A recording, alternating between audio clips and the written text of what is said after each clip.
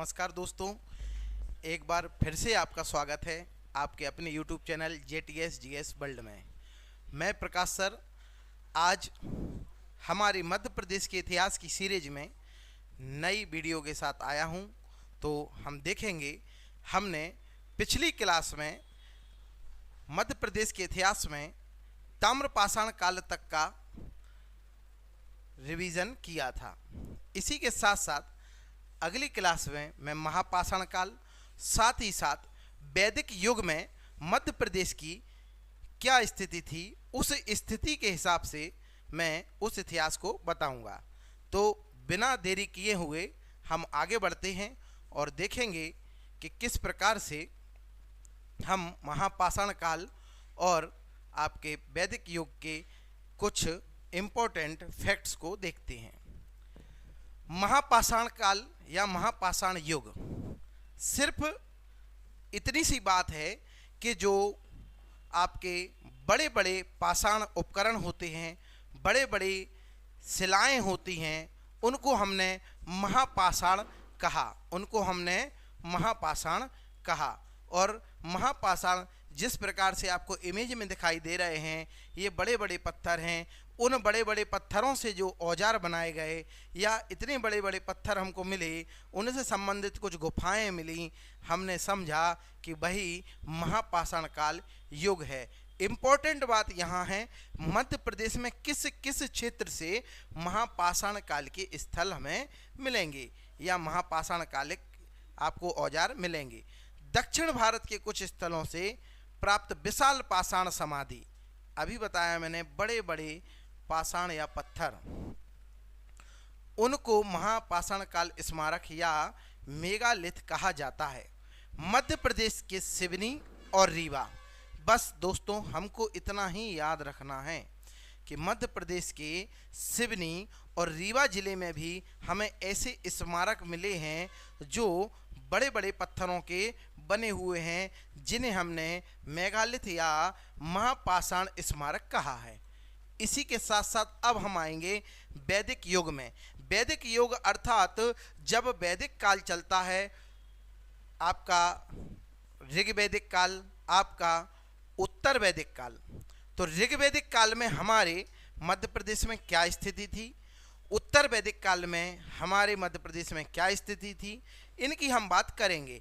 अब हम देखते हैं कि जैसे ही वैदिक युग आता है तो ऋग्वेद में कहीं ना कहीं हमारे क्षेत्र को, मध्य प्रदेश को कुछ अन्य नामों से जाना जाता है, जैसे कि दक्षिणापथ।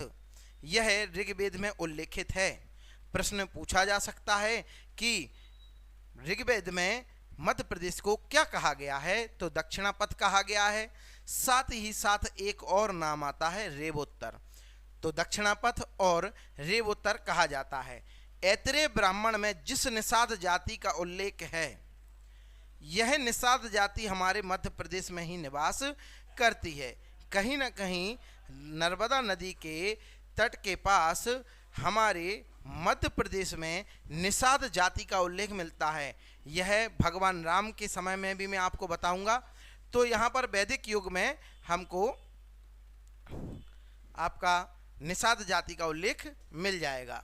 इसी के साथ साथ अगली स्लाइड पे हम आते हैं। तो यहाँ हम देखेंगे उत्तर वैदिक काल में आर्य विंध्याचल को पार कर मध्य प्रदेश में आते हैं।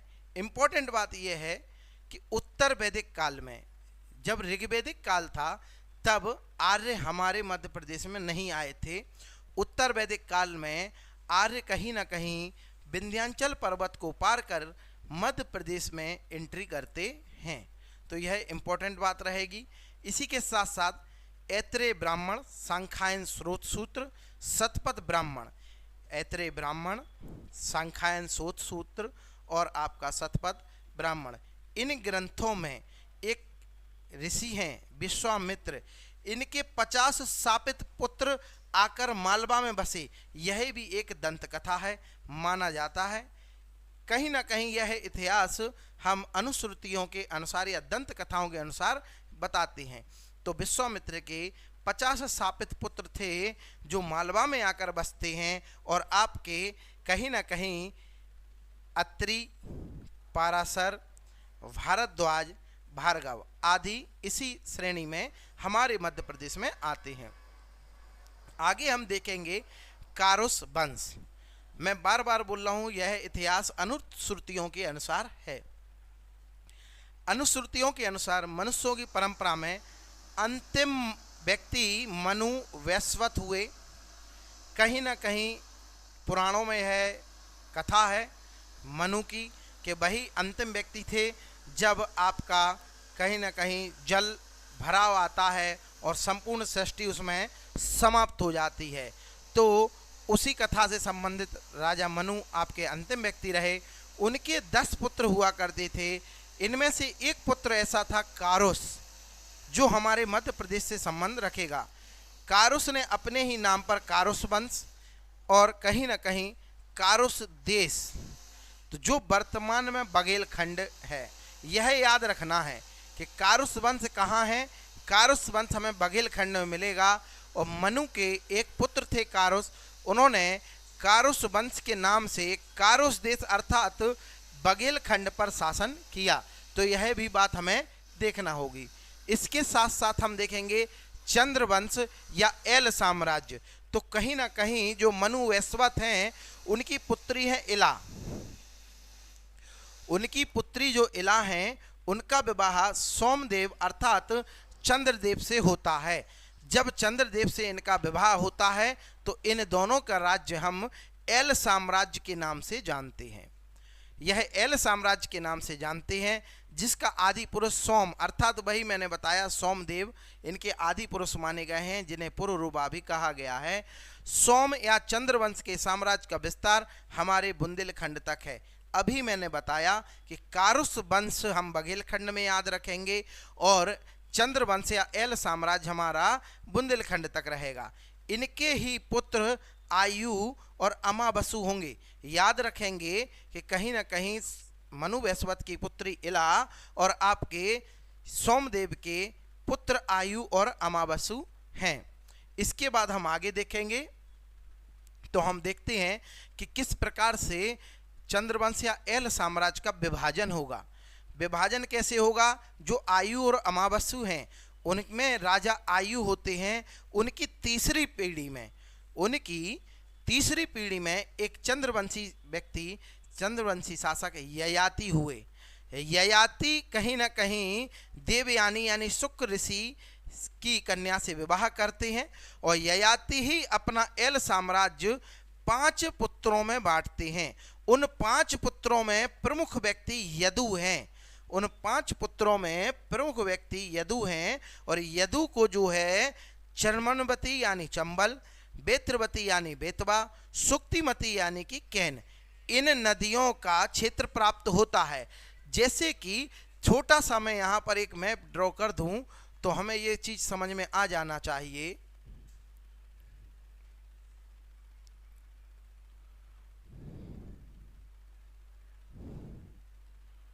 कि यहाँ पर चर्मनवती यदि चंबल नदी, ये एरिया ये पूरी आपकी जो है चंबल नदी गई हुई है। इसके बाद बेत्रवती यानी कि ये आपकी बेतवा नदी है।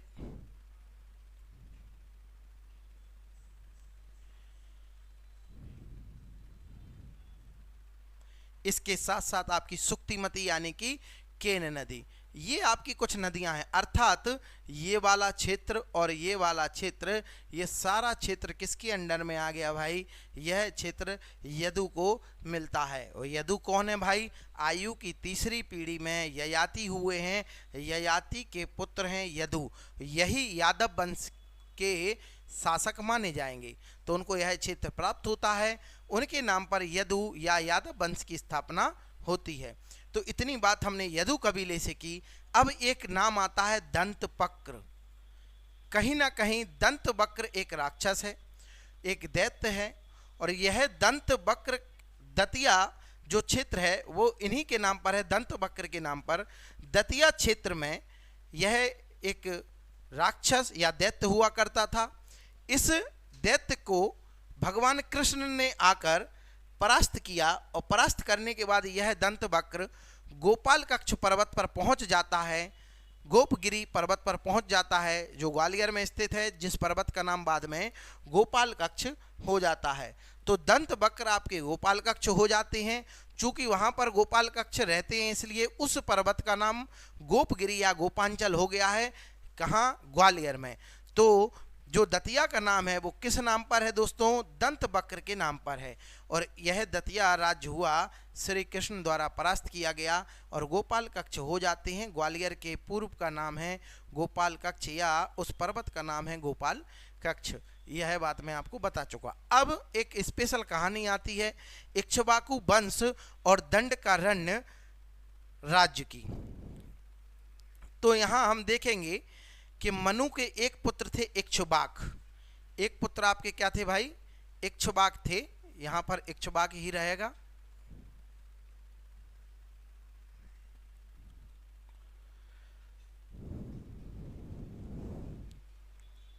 तो मनु के एक पुत्र हैं इक्ष्वाक। इक्ष्वाक के ही नाम पर उस पूरे वंश का नाम इक्ष्वाकु वंश रखा गया है। और यह कहीं ना कहीं दंडकारण्य और बस्तर यानी कि छत्तीसगढ़ में अपने राज्य को स्थापित करते हैं। बहुत इंपॉर्टेंट एक कथा आती है, पौराणिक कथा है। यहां पर एक इंपॉर्टेंट बात यह आती है कि नर्मदा नदी के किनारे काठे नामक स्थान पर, यूं मैं एक मैप बना चुका हूं पहले भी, फिर बताता हूं कि यदि मैं कहूं कि यह एक नर्मदा नदी है, तो यहाँ किनारे काठे नामक स्थान पर एक वंश स्थापित था जिसका नाम था नागवंश। नागवंशी शासक नागराज थे। जब कहीं ना कहीं नागवंशी शासक नागराज पर मोने गंधर्वों ने, किसने भाई?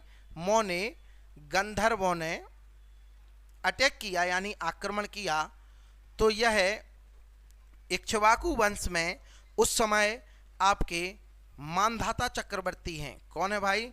मानधाता चक्रवर्ती। तो यहां मैं बता दूं कि उस समय इक्ष्वाकु वंश में शासक हैं मानधाता चक्रवर्ती। तो मानधाता चक्रवर्ती को नागराज एक पत्र लिखकर भेजते हैं और उनसे सहायता मांगते हैं कि मोने गंधर्वों ने हम पर आक्रमण कर दिया है और अब हमारी आप सहायता करें। तो मानधाता चक्रवर्ती क्या करते हैं?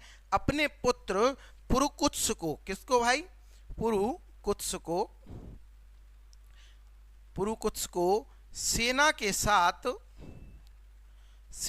साथ कहीं न कहीं नागवंशी शासक नागराज की सहायता के लिए भेजते हैं।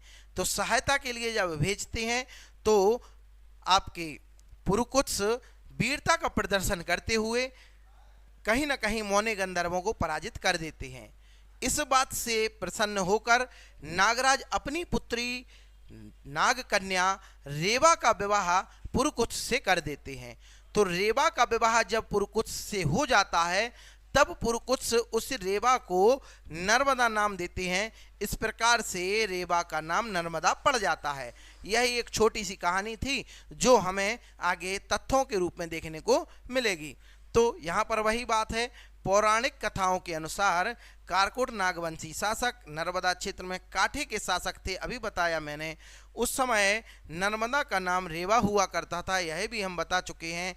और किस प्रकार से अयोध्या के इक्ष्वाकु वंश के प्रतापी राजा मानधाता हुए। मानधाता बहुत पावरफुल हैं और कहीं ना कहीं ये चक्रवर्ती सम्राट हैं।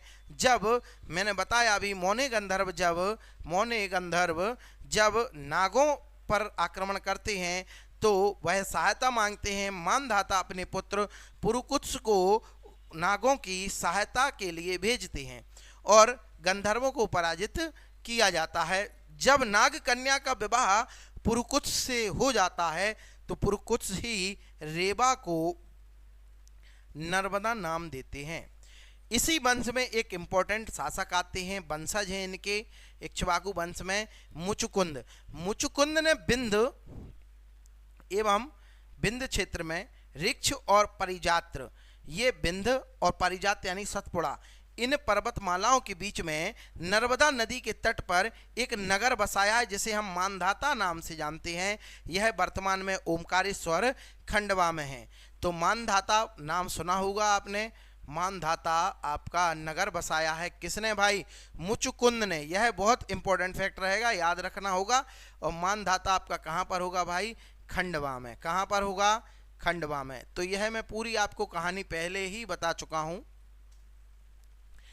इसके साथ हम देखते हैं हमारी कहीं ना कहीं आपकी